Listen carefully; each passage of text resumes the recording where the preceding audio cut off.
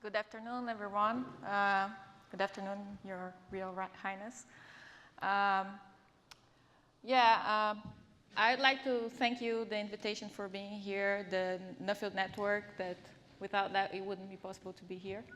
I'm here to talk a little bit about Brazilian family, Brazilian agriculture, and to do that I will talk a little bit about the history of my own family and the steps I'm taking now, because that explains a lot what is going on in the expansion of Brazilian agriculture.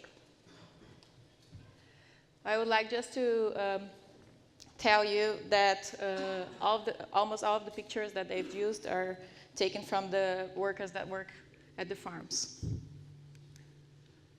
So this is me back in one of the farms. I am graduated in business administration. I know I don't look like a farmer. I don't drive tractors and I don't drive harvester machines. I do more of the management of the farms, with working with my family.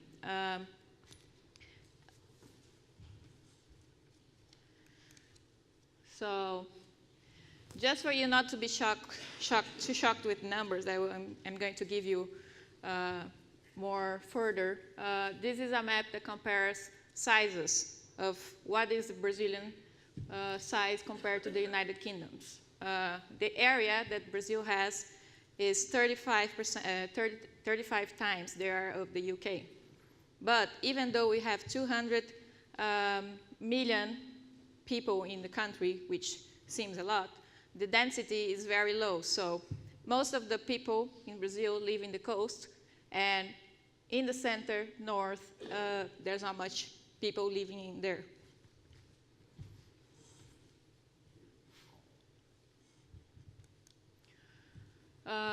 I think it's important to explain a little bit about Brazilian biomes, because in a general concept, everybody thinks that Brazil is all Amazon, but that's not true. As you can see, Amazon with this green part up in the map, and a big part of it is the bioma Cerrado, which is where most of the areas of agriculture are concentrated. Also in the south, where the Pampa bioma is. So this is Amazon for you to have a look at. This is bioma Caatinga, which is very dry. We cannot grow many things there. This is the bioma Cerrado, which will be grass and very small trees.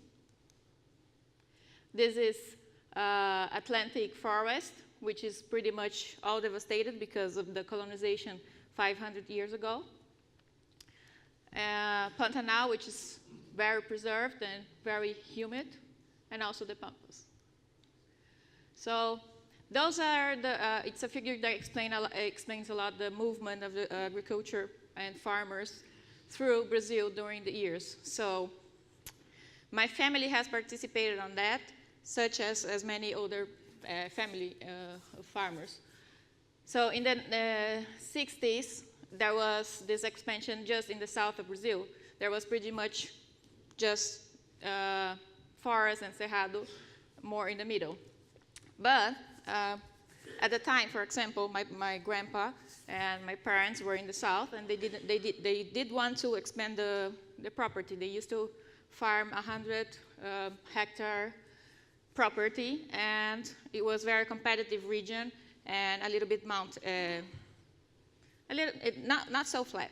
And at the time, with the help of an institution called Embrapa, that developed some varieties of soybeans for tropical weather, they were able to move to the center and start new, bigger areas there of farming, mainly of soybeans, driven by the demand from China and Asia. So that was pretty much what it looked like.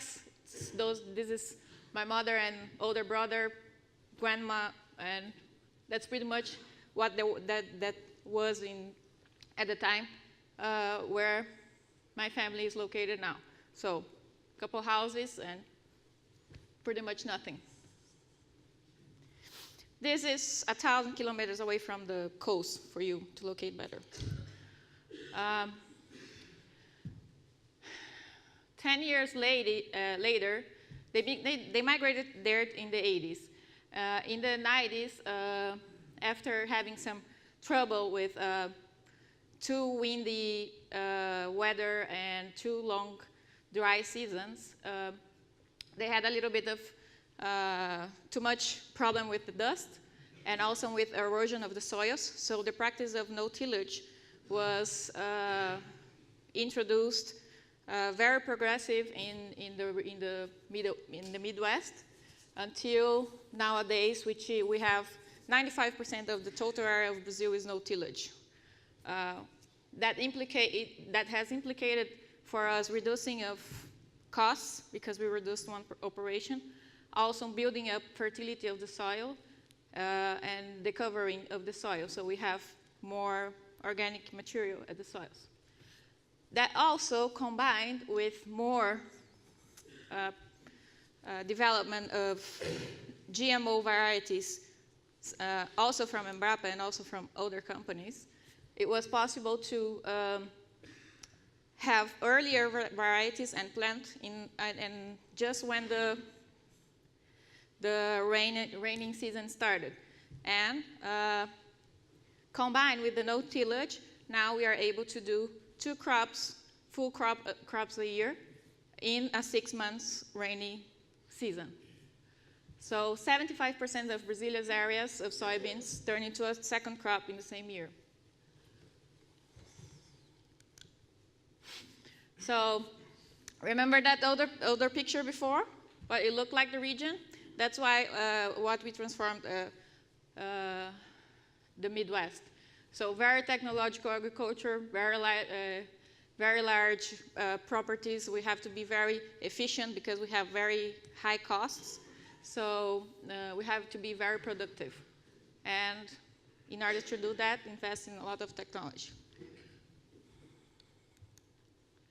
So this is a picture of the town from nothing. Now we have many, many towns, very developed, generating lots of employment in the Midwest, where 30 years ago there was nothing. So once I graduated from school, from university, I came back home to work at that farm with my parents. But I felt it was too much all done. I wanted to follow the same path as my family and do something very for myself and also go to a new region to develop a region like they did. So, but my parents said that they didn't want to go because they were already tired. They have done that already. So I said that I will go, and we started looking for new degraded grass farms, more in the north. That explains that third migration. So that is the farm that we found. It's very low lands, accumulates lots of water, but we faced the challenge. We didn't know how to do it exactly, but we knew that we had to do drainage and measure all of the area and use lots of, do soil correction, do lots of investment on the land to make it productive, which was, and this was a farm for cattle that in maybe 20 years never saw 1 penny of investment.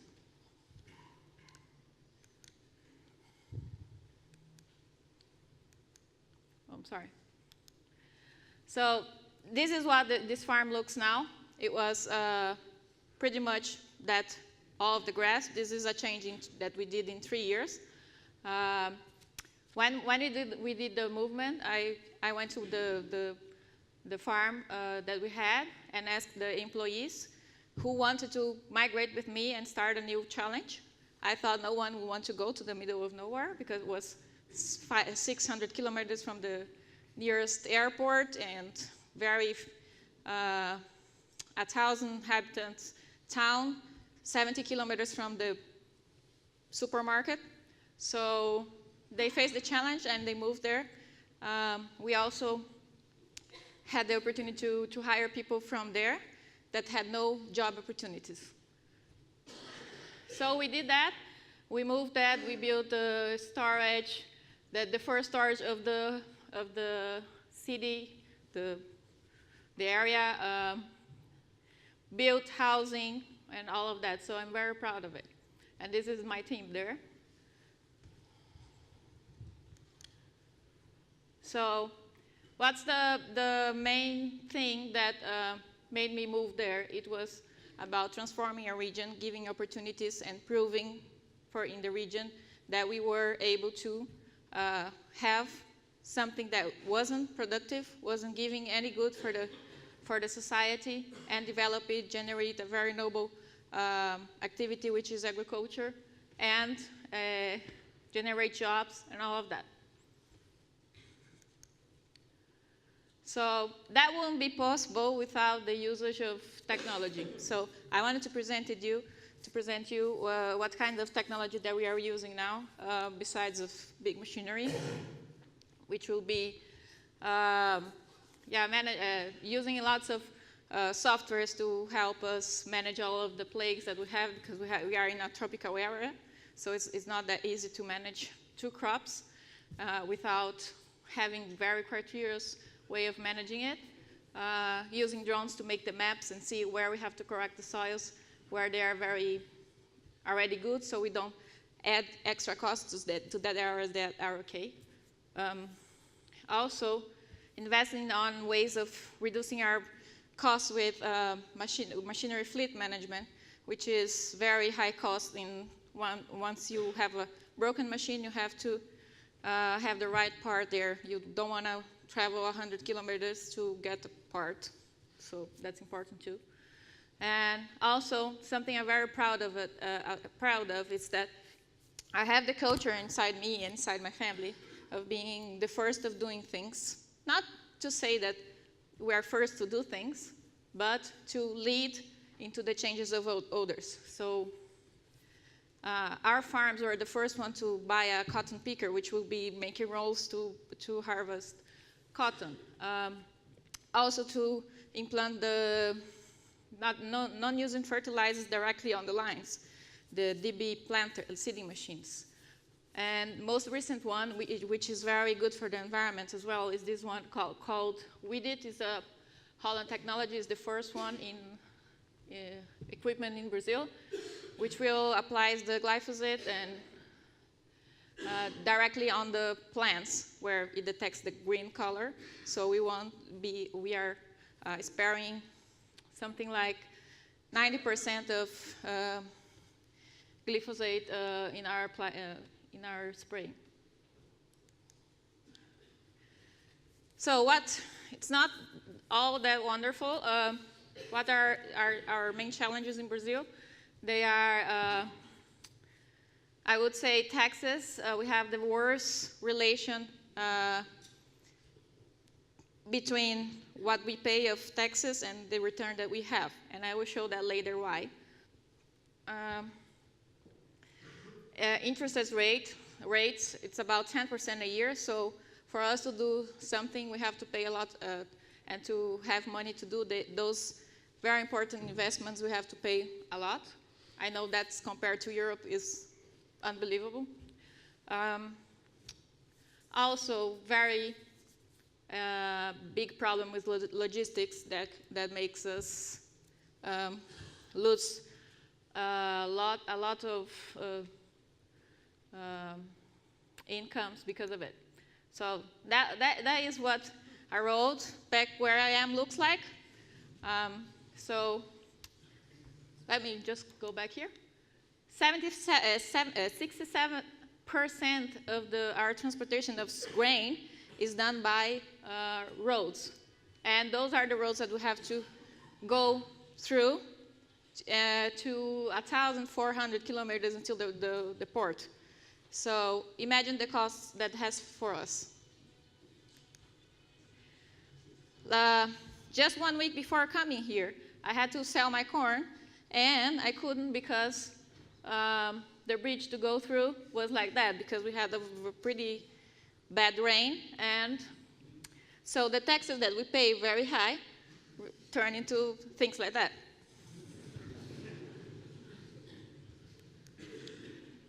And here I brought a very good example of what it means in money, and simple example. For example, our second crop is mainly corn. Price at the port would be per ton maybe 500 reais. That is divided by 100 pounds. Freight by truck per ton, 220. So if you make one minus the other, it will be 44% of price of the product will be just for freight.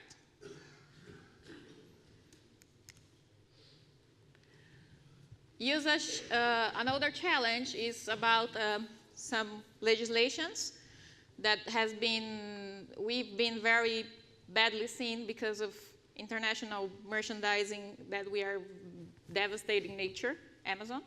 But as you see here, as farmers, we have to keep up to 35% of Cerrado bioma. If you have a farm in the Cerrado bioma, 35% of it has to be a reserve, and you have to pay for it, and all the taxes of it as well, and not using.